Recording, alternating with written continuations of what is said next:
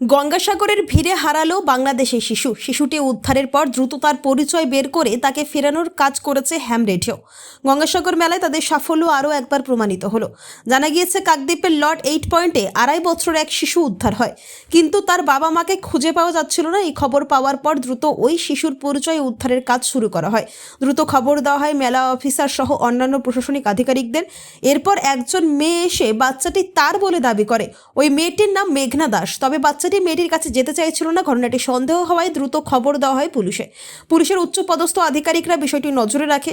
পরে জানা যায় মেয়েটি বাংলাদেশের দক্ষিণ হাতিয়া থেকে সাগরে এসেছিল।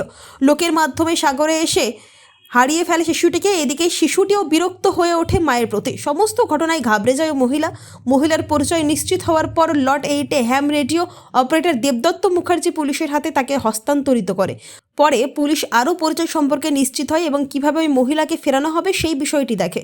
হ্যাম রেডিওর পদক্ষেপে দ্রুত ওই শিশুটির পরিচয় নিশ্চিত করা গিয়েছে, ফলে মেলায় নিশ্চিত হারানোর হাত থেকে বাংলাদেশের এক শিশুকে রক্ষা করা গিয়েছে। মেলা থেকে তাদের নিরাপদে ফিরিয়ে দেওয়া এখন লক্ষ্যে প্রশাসনের।